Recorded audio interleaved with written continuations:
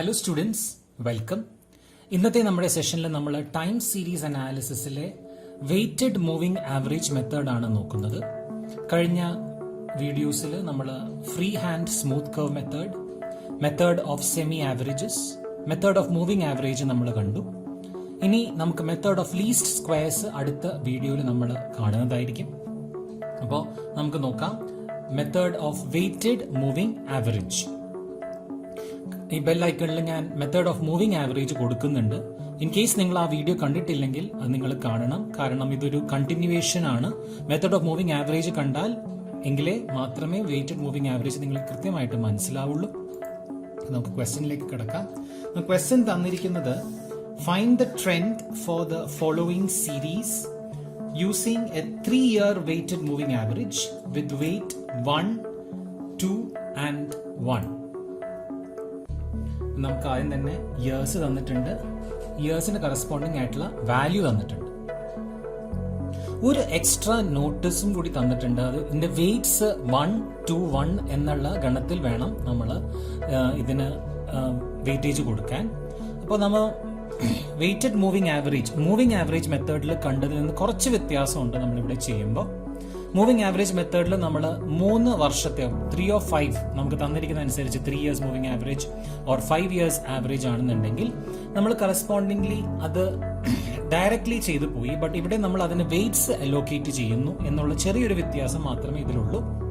നമ്മൾ ആദ്യം തന്നെ നമുക്ക് ക്വസ്റ്റ്യൻ കിട്ടിക്കഴിയുമ്പോൾ അത് ഒരു ബോക്സ് കോളത്തിൽ എഴുതണം.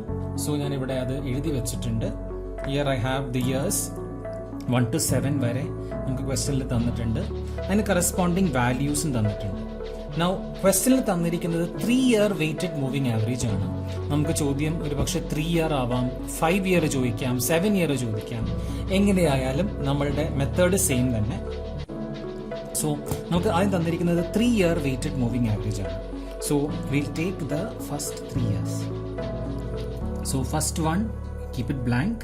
നമ്മൾ ഇതിന്റെ ആവറേജ് എപ്പോഴും നടുക്കാണ് എഴുതേണ്ടത്. സോ 3 എണ്ണത്തിന്റെ ആവറേജസ് സെക്കൻഡ് വൺ. സോ ഇതിന്റെ നേരെയാണ് നമ്മൾ ഡാറ്റാസ് എഴുതുക. നമ്മൾ എഴുതുമ്പോൾ will write 2 into first weight 1 plus 4 into 2 plus 5 into 1. So this is the first thing and the answer is 15. Now we'll go with the second, രണ്ടാമത്തെ moving average. Moving average ആണ്. we'll take the second 3 into 1, 5 into 2 and 7 into 1 plus 7 into 1 is equal to, when you do this you get 21. Correspondingly the third one, we'll take the next, that is 5, 7, 8. 5, 7, 8. 5 into 1.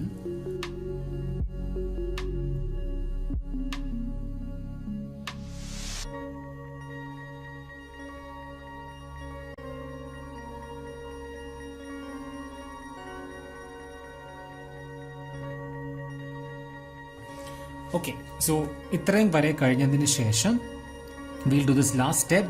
3-period weighted moving average.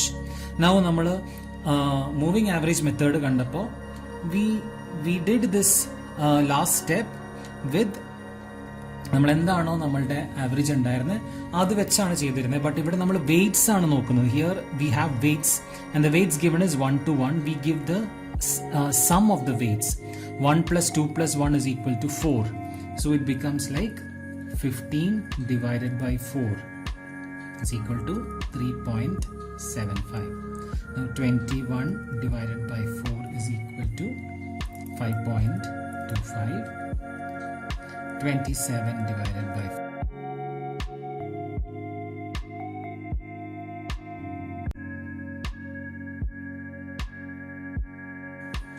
So ഇതാണ് നമ്മളുടെ weighted moving average.